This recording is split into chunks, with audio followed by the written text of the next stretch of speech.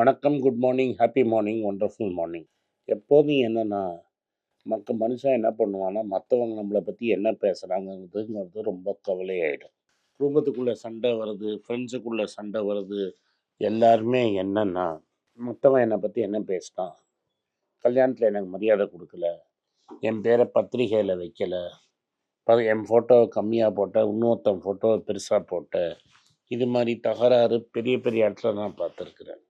என்னை நீ மதிக்கலை, என்னை சாப்பாட்டுக்கு முதல்ல கூப்பிடல, என் பேரை பத்திரிகையில் முதல்ல போடல, என் பேரை கடைசியில் போட்டேன், என் பேரை பத்திரிகை மேலே வைக்கலை, அதனால் எனக்கு மரியாதை போயிடுச்சு அப்படிங்கிறத நம்ம இது மாதிரி சண்டையெல்லாம் நம்ம ரொம்ப பண்ணுறோம். அடுத்தது இன்னொரு விஷயம் நான் நோட்டீஸ் பண்ணது, நம்ம போடுற ட்ரெஸ்ஸு, நம்ம பிராண்டில் செலவு பண்ணுறது, நல்ல பிராண்டட் சொக்காவாக போடுறது, பிராண்டட் ஷர்ட்டு பேண்ட்டு தைக்கிறது, வாட்ச் பெருசாக பிராண்டு கட்டுறது, அதுக்கப்புறமா நீங்கள் ஷூ ஹை அண்ட் பிராண்டு, ஓட்டுற காரு, அடிக்கிற சென்ட்டு, இது எல்லாமே பிராண்டு பிராண்டு பிராண்டு.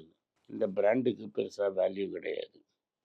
நம்ம ஏன் இந்த பண்ணுறோன்னா, மற்றவங்களுக்கு தெரியும் என்கிட்ட காசு இருக்குது, என்னால் 1,00,000 வாட்ச் வாங்க முடியும், என்னால் 10,00,000 வாட்ச், ரோலெக்ஸ்னு ஒரு பிராண்ட் இருக்குது, அவன் 25 லட்ச ரூபா 30 லட்ச ரூபா கொடுத்துலாம் வாங்குவாங்க. 30 லட்ச ரூபா வாட்ச் என்னால் போட முடியும். இது ஈகோ. வாட்ச் போட்டோன்னே உங்களுக்கு தெரியும், இவன் ரோலெக்ஸ் போட்டிருக்கான், இவன் ஒமேகா போட்டிருக்கான், இவன் என்ன ஷர்ட்டு வச்சுருக்கான், என்ன பிராண்டு ஷர்ட்டு, இவன் என்ன பிராண்டு கோட்டு மாட்டியிருக்கான், இதெல்லாம் தான் பார்த்துட்ருக்காங்க. நீ காரில் போய் இறங்கினா ஒரு ப்ரெஸ்டீஜு அப்படின்னு நினைப்பாங்க. நீங்கள் காரில் போய் எந்த காரில் போகணுன்னு, நான் நிறைய அரசியல்வாதியோடு டீல் பண்ணியிருக்கேன். அவன் சாதாரண ஜீப் காரில் ஏற மாட்டான்.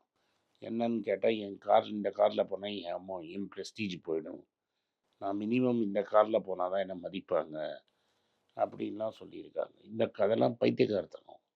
அவங்களோட மதிப்பு உங்கள் கார்லேயே கிடையாது. இப்போது மாண்புமிகு மன்மோகன் சிங் இருந்தார், இறந்து போயிட்டார். அவர் என்ன பண்ணுவார், நான் நல்லா பார்த்துருக்கேன், எனக்கு தெரியும், மாருதி காரில் அவர் போவார். ரீசெண்டாக ஒரு தமிழ்நாடு எம்பி ஒரு பேட்டி கொடுத்துருக்காரு. அவருக்கு மன்மோகன் சிங்கோட கவுண்டர் பார்ட்டு, அவரும் 80 வயசுக்கு மேலே இருக்கும். 91லேருந்து அவர் மன்மோகன் சிங் அவருக்கு தெரியும். ஒரு வாட்டி மெட்ராஸை இருந்தார், அவர் ராஜ்யசபா எம்பியாக இருக்கும்போது. நார்மலாக ஒரு அரசியல்வாதினா பரபரன்னு முன்னாடி 10 பேர் பின்னாடி 10 பேர் இருப்பாங்க. இவர் என்ன பண்ணாரா, வேறு யார்கிட்டையும் சொல்லாத, நான் சங்கர் நேத்ராவில் எங்கள் ஐ செக்கப் பண்ணுறதுக்காக வரேன், யாரும் வராதீங்க அப்படின்னாரு. ஸோ இவர் ஏர்போர்ட்டுக்கு வந்தார். ஒரு கார்மெண்ட் கார் என்டைட்டில்டு, நான் கெஸ்ட் ஹவுஸில் தான் இருக்க போகிறேன், எனக்கு ஹோட்டல் ரூம் தான் புக் பண்ணாதீங்கன்ட்டு. இவர் கார்மெண்ட்னா ஒரு வண்டியை டிஸ்கிரைப் பண்ணுவார், ஒரு பழைய அம்பாசடர் அமுச்சு வச்சாங்கன்னு, அது புகை விட்டுக்கிட்டே இருக்கும், புகை தான் ஜாஸ்தி விடும். அந்த அம்பாசடர் காரில் ஏறி உட்காந்துக்கிட்டு அவர் பாட்டுக்கு நேராக கெஸ்ட் ஹவுஸ் போயிட்டார். வெளில எங்கேயாவது போகணுமானா வானான்ட்டார். அடுத்த நாளைக்கு கார்த்தால ஏர்போர்ட்டுக்கு வராத, நான் ரொம்ப ஏர்லியாக போகிறேன், கார்த்தால நல்லா தூங்குன்னு சொல்லிட்டு போயிட்டார். அவரோட செக்யூரிட்டி ஆஃபீஸர் என்ன சொல்லுவார்னா, அவர் ரொம்ப சிம்பிளாக இருப்பார், அவர் மாருதி 800 போகலாம்பார், நாங்கள் தான் வற்புறுத்தி பெரிய காரில் ஏற்றணும்பார். அதேமாதிரி நீங்கள் ரத்தன் டாட்டாவை பார்த்தீங்கன்னா, அவரோட பயோகிராஃபி எழுதினவர் என்ன சொல்லுவார், அவரோட ஃபேவரட் சாப்பாடு அந்த கொலாபாவில் ஒரு 10 ரூபாய்க்கு ஃபிங்கர் சிப்ஸ் போடுவாங்க, அந்த ஃபிங்கர் சிப்ஸை வாங்கி சாப்பிட்டுன்னு இருப்பார். அது மாதிரி பக்கத்து கடையிலேருந்து சப்பாத்தியை வாங்கி சாப்பிடுவார். இது மாதிரி இவரெல்லாம் ரொம்ப சிம்பிளாக இருப்பாங்க. என்கிட்ட நிறைய பேர் நான் தாஜ் ரிசார்ட்டுக்கெலாம் போனால் சொல்லுவாங்க, டாட்டா வந்தாங்கன்னா இந்த ரெஸ்டாரண்ட்டில் சாப்பிட மாட்டார். அவர் என்ன பண்ணுவார்னா, கீழே போய் இந்த எம்ப்ளாயி டிரைவர்லாம் சாப்பிட்றதுக்கு ஒரு தனி கேன்டீன் இருக்கும்.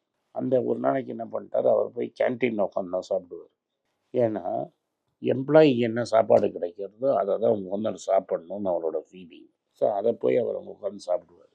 ஒரு நாளைக்கு ஒரு வாட்டி ஒரு ஹோட்டலில் போய் டிரைவர்ஸ், இந்த விசிட்டர் டிரைவர்ஸ்லாம் இருக்காங்கல்ல, அந்த டிரைவர் போட்ட சாப்பாடை எனக்கு போடுங்கிறாரு. இதில் என்ன மெசேஜ் அனுப்புகிறாங்கன்னா, என்னை பார்த்து ஃபோக்கஸ் பண்ணாத, நான் இம்பார்ட்டண்ட் இல்லை அப்படிங்கிறத தெளிவாக சொல்கிறாரு. இதுலேருந்து நம்ம கற்றுக்கிட்டோன்னா, நம்ம வீட்டில் நடக்கிற, குடும்பத்தில் நடக்கிற பாதி சண்டை நடக்காது. இது மாதிரி பல பேர் கதையை என்னால் சொல்ல முடியும். ஸோ அதனால் நீங்கள் வந்து எப்போதும் நம்ம என்ன நினைக்கிறோம், மற்றவங்க என்னை பற்றி என்ன நினைக்கிறாங்க, அது இல்லாமல் இருந்தீங்கனாலே நீங்கள் பீஸ்ஃபுல்லாக இருப்பீங்க. உங்களுக்கு எது தோணுதோ, எது கரெக்டுன்னு தோணுதோ, எது நியாயம் தர்மம்னு தோணுதோ அதை மட்டும் செஞ்சீங்கனாலே உங்கள் வாழ்க்கையில் நீங்கள் நல்லா இருப்பீங்க. இந்த ஓவர் திங்கிங் இருக்குல்ல, மற்றவங்க என்னை பற்றி என்ன நினைப்பாங்க, உலகம் என்னை பற்றி என்ன நினைக்குது, இந்த சொசைட்டி என்னை பற்றி என்ன நினைக்கிறது, நீங்கள் நினைக்கிறதுங்கிறது உங்களை ஹோல்ட் பேக் பண்ணுறது. People will not remember you at all. மக்களுக்கு நிறைய விஷயங்கள் இருக்குது. நேற்று நடந்ததை நாளைக்கு நம்ப மறந்துடுவான். ஸோ நீங்கள் தப்பு பண்ணால் கூட நீங்கள் வந்து மக்கள் மறந்துட்டு ஒரு 5 வருஷத்தில் மறந்து திரும்பி ஓட்டு போடுவாங்க. நீங்கள் தமிழ்நாட்டோட அரசியலை ஃபாலோ பண்ணியிருந்தீங்கன்னா இப்போ விட்டுருங்க.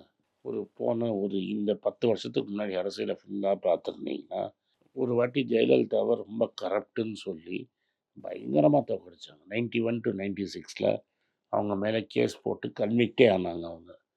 அப்போ எல்லோரும் என்ன சொன்னாங்கன்னா, திரும்பி ஜெயலலிதா சீஃப் மினிஸ்டரே ஆக மாட்டாங்கன்னு. அதுக்கப்புறம் 2 மாடல் சீஃப் மினிஸ்டராகவே செத்து போயிட்டாங்க.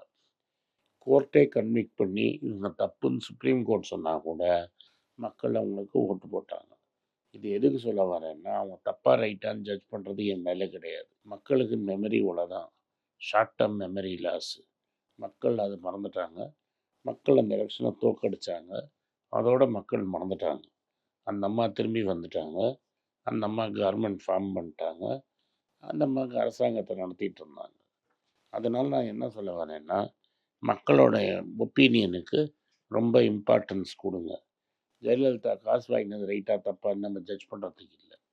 மற்றவங்க உங்களை பற்றி ரொம்ப நேரம் யோசிக்க மாட்டாங்கன்னு சொல்கிறதுக்காக தான் அதை நான் யூஸ் பண்ணுறேன். நான் சின்ன பையனாக இருக்கும்போது கவாஸ்கருங்க தான் பெஸ்ட்டு பேட்ஸ்மேன். நாங்கள்லாம் கவாஸ்கர் மாதிரி ஒரு பேட்ஸ்மேன் வரமாட்டான் அப்படின்னு நினச்சோம். அதுக்கப்புறமா கடைசியில் பார்த்தீங்கன்னா, கவாஸ்கரே மறந்து போய் நீங்கள் ஒரு கமெண்டேட்டர் அப்படின்னு தான் முக்கால்வாசி ஜென்சி கிட்ஸுக்கு தெரியும். கவாஸ்கர் த பேட்ஸ்மேனை தெரியாது. பிராட்மேன் 1930s 1940s ரொம்ப பாப்புலர் இருந்ததுனால அவர் அந்த ஒரு காலத்துக்கு அப்புறம் ரிட்டையர் ஆகி பர்சனலாக வீட்டுக்கு போயிட்டார்.